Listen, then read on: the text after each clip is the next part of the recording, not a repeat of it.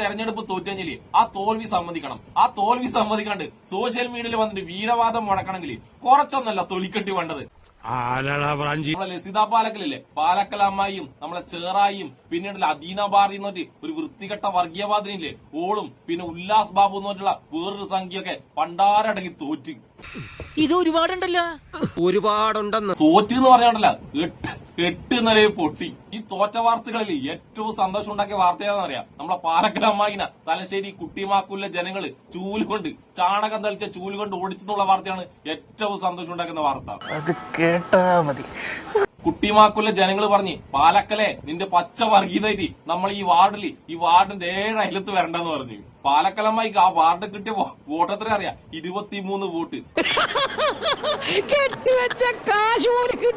ഈ 8 നിലയിൽ പൊട്ടിട്ട് നാണവുമാരില്ലാണ്ട് സോഷ്യൽ മീഡിയയിൽ പാലക്കലമ്മ ഒരു പോസ്റ്റ് ഇട്ടിനെ. ആ പോസ്റ്റ് എന്താണെന്ന് ഞാൻ വായിച്ചു തരാം.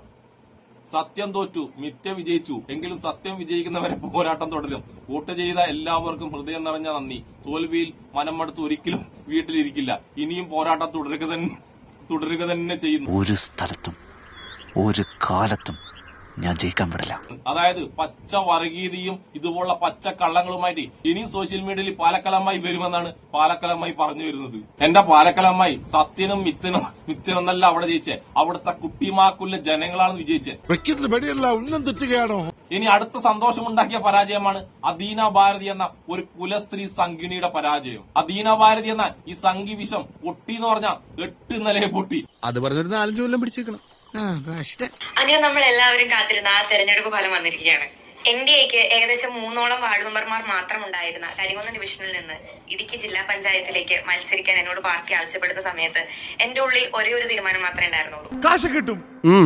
അതെല്ലാം വെറുതെ പറയുന്നത്. കഴിഞ്ഞ തവണത്തേക്കാൾ കൂടുതൽ വോട്ട് പിടിക്കുമെന്നല്ല നമ്മൾ അദീന ഭാരതിയുടെ ലക്ഷ്യം. ഇടുക്കി പഞ്ചായത്തിലെ കരിങ്കുന്നം ഡിവിഷൻ പിടിച്ചടക്കുക എന്നുള്ളത് തന്നെയായിരുന്നു നമ്മുടെ സംഘിണി അദീന ഭാരതിയുടെ ലക്ഷ്യം. സ്വന്തം ചിഹ്നത്തിൽ മത്സരിച്ച CPIMകാരുടെ എണ്ണം 14,000-ലധികവും കോൺഗ്രസുകാരുടെ എണ്ണം 17,000-ലധികവും എന്നാൽ BJPയുടെ എണ്ണം 19,000-ലധികവുമാണ്. കേരളം ഭരിക്കുന്നവർക്കും ഭരിച്ചിരുന്നവർക്കും ഒക്കെ സ്വന്തം ചിഹ്നത്തിൽ നിന്ന് മത്സരിക്കാൻ പോലും ആളെ കിട്ടാതെ വരുന്ന ഈ സാഹചര്യത്തിൽ കേരളത്തിൽ വളരെ അഭിമാനത്തോടു കൂടിയാണ് BJP എന്ന് പറയുന്ന ഒറ്റ കക്ഷി താമര അടയാളത്തിൽ നിർത്തി 19,000-ലധികം സ്ഥാനാർത്ഥികളെ മത്സരിപ്പിച്ചത്. നാട്ടുകാരെ, നിങ്ങൾ ആരെ പറ്റിക്കാൻ വേണ്ടിയിട്ടല്ല, ഒരു നല്ല കാര്യത്തിന് വേണ്ടിയിട്ടാ. എന്നിട്ട് ഏറ്റവും കൂടുതൽ സ്ഥാനാർത്ഥികളെ സ്വന്തം ചിഹ്നമായ താമരയിൽ തോൽപ്പിച്ചതും BJP തന്നെയാണ്. ആദ്യത്തെ റെക്കോർഡ് പറയുമ്പോണ്ടല്ല, രണ്ടാമത്തെ നാണംകെട്ട റെക്കോർഡും എന്റെ സംഘിണിക്കുട്ടി പറയാൻ മറക്കല്ലാട്ടാ. എന്റെ എല്ലാ മാനവും പോയി. ഈ വീഡിയോ ഇവിടെ കഴിഞ്ഞേട്ടാ. ഈ സംഘിണി ഈ വീഡിയോയിൽ എവിടെയെങ്കിലും ഇവള് തോറ്റതായിട്ട് സമ്മതിച്ചിട്ട് നിങ്ങൾ കണ്ടില്ല? എവിടെയും സമ്മതിച്ചിട്ടില്ല. ഇങ്ങനെ ഒരു സാധനം എവിടെയെങ്കിലും നിങ്ങൾ കണ്ടിട്ടുണ്ടോ? തോറ്റ് തുന്നം പാടിയിട്ട് ഒരു വീഡിയോ ചെയ്യാ, എന്നിട്ട് ആ വീഡിയോയില് ഞാൻ എന്തുകൊണ്ട് തോറ്റുന്നോ, ഞാൻ തോക്കാനുള്ള കാരണം എന്താണെന്നോ ഒന്നും പറഞ്ഞില്ല. കിട്ടിയാ ഇല്ല, ചോദിച്ചു വാങ്ങിച്ചു. പാലക്കാട് നഗരസഭയിൽ BJPക്ക് ഒറ്റക്ക് ഭരിക്കാനുള്ള ഭൂരിപക്ഷം കിട്ടിയില്ല എന്നുള്ളത് നമ്മളെ സംഘി ജിമ്മനില്ലേ, പാലക്കാട് ജിമ്മൻ പറഞ്ഞത് പാലക്കാട് നമ്മൾ തൂത്തുവാരുന്നാണ്. അങ്ങനെ തൂത്തുവാരാൻ പോയിട്ട് എടുത്തു വെക്കാൻ പോലും പാലക്കാട് ജിമ്മനെ കൊണ്ടായിട്ടില്ല. നിനക്ക് എന്തോ ഒരു അപ്പവും കടലക്കറിയും മേടിച്ചാ നടഞ്ഞ തന്നെയൊക്കെ തീറ്റിപ്പോരുന്ന എന്നെ വേണം പറയാം.